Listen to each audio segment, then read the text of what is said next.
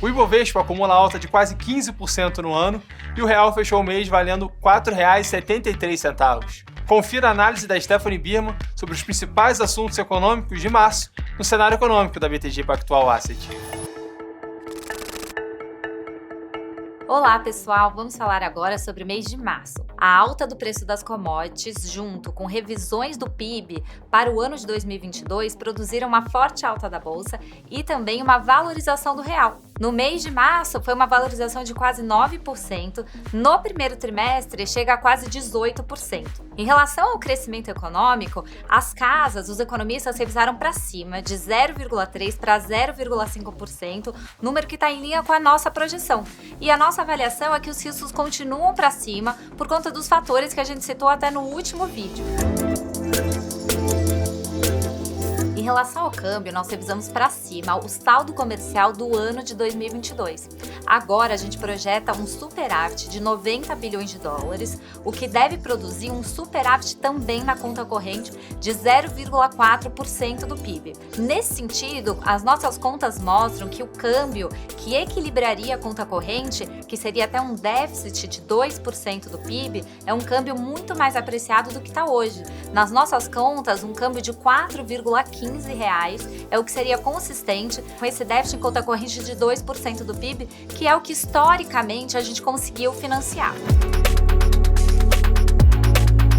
Em relação à inflação, vale dizer que para os meses de março e abril, a nossa projeção é que a inflação vai acumular uma alta de 2,8%. Quando a gente olha para a projeção do Banco Central, eles têm 2,20%, o que, se confirmado, vai produzir uma forte alta das expectativas novamente. O Banco Central indicou na última decisão que pretende parar o ciclo de alta de juros na reunião de maio com uma última alta de 100 pontos base. A taxa Selic ficaria em 12,75%. No entanto, se a nossa projeção for confirmada, é possível que essa alta das expectativas leve o Banco Central a fazer mais uma alta na reunião de junho, uma alta de 50 pontos base que levaria a taxa de juros para 13,25%. Vale ressaltar que essa alta das expectativas ela precisa ser bem significativa, porque o Roberto Campos, que é o presidente do Banco Central, tem sido bastante incisivo que com a taxa em 12,75%, ela já é suficiente para trazer a inflação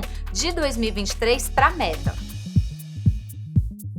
Em relação ao cenário internacional, vamos começar falando sobre os Estados Unidos. Lá, a taxa de desemprego caiu no mês de março de 3,8% para 3,6%, que é quase a projeção do Fed, do Banco Central, para o final do ano. Além disso, o salário continua acelerando e as nossas contas mostram que a taxa de desemprego deve cair para um número próximo de 2% nos próximos trimestres. Portanto, a nossa avaliação é que o Fed tem que subir a taxa de juros para pelo menos 4,5%. As nossas contas dão até números mais altos do que esse. E nesse sentido, o Powell, que é o presidente do Fed, e outros membros do Fed vêm indicando que o ritmo de alta da taxa de juros deve acelerar na reunião de maio, de 25 pontos base para 50 pontos base. Na nossa avaliação, o Fed deve entregar pelo menos 4 altas de 50 pontos base nas próximas reuniões. Além disso, a gente vê uma chance razoável de, na reunião de junho, o Fed entregar uma alta até acima de 50 pontos base, ou seja, de 75 pontos base. Porque se virar um consenso que a taxa de juros nos Estados Unidos tem que subir para cima de 4%, e se esse consenso ocorre no curto prazo, não teria por que o Fed manter esse ritmo de 50 pontos base. Ele poderia fazer uma aceleração ainda maior para trazer essa inflação para a meta que ela está muito elevada. Ainda no cenário internacional, vamos falar um pouco sobre o conflito da Rússia com a Ucrânia. Em relação às últimas semanas, a gente pode observar que a tensão diminuiu bastante e o risco de uma escalada maior nas próximas semanas diminuiu.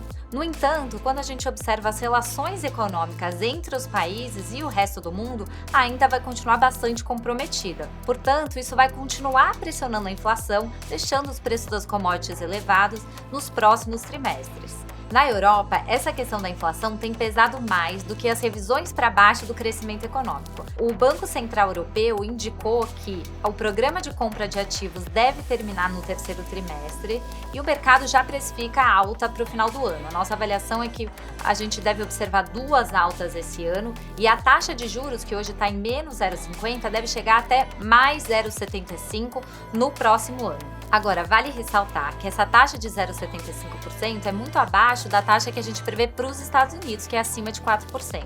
Portanto, a diferenciação entre eles deve continuar nos próximos trimestres. A gente observou uma depreciação do euro e na nossa avaliação nos próximos trimestres, essa questão do diferencial de juros deve continuar pesando.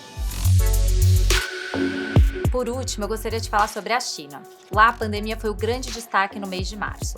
O aumento das medidas de restrição de mobilidade acabou provocando o fechamento de algumas indústrias e a gente também observou um congestionamento nos portos, de modo que as pressões inflacionárias para frente elas aumentaram. Em relação ao crescimento econômico, os fortes indicadores que observamos nos meses de janeiro e fevereiro devem ser compensados por uma queda no mês de março, de modo que o crescimento para o ano a gente manteve em 4,9%, mas os riscos continuam para baixo. A gente espera uma melhora dos casos de Covid para abril, no entanto, a gente ainda não observou um pico. Nesse sentido, a gente espera que o governo chinês e o Banco Central adotem algumas medidas de estímulo. Por exemplo, em relação ao Banco Central, a gente espera uma queda na taxa de juros de 0,1 ponto percentual, de modo a tentar compensar essa queda da atividade econômica. Esses foram os pontos principais do cenário doméstico e internacional do mês de março. Com a entrada forte de investimento estrangeiro na Bolsa, que segundo os dados revisados pela B3 já supera 64 bilhões de reais esse ano, e a diminuição da tensão do conflito entre Rússia e Ucrânia, vemos um cenário atrativo para os ativos brasileiros agora em abril. Conforme a Stephanie apresentou, o combate da inflação deve seguir sendo tema de momento no Brasil e no exterior, e o real pode continuar se beneficiando da entrada de fluxo estrangeiro, impulsionando ainda mais a valorização da nossa moeda.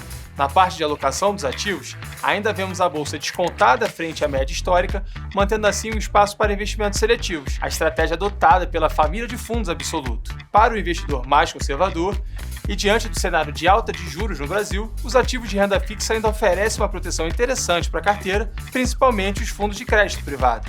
Quer ficar por dentro de todos os conteúdos da BTG Asset? Entre no nosso site e siga a gente no LinkedIn e no YouTube.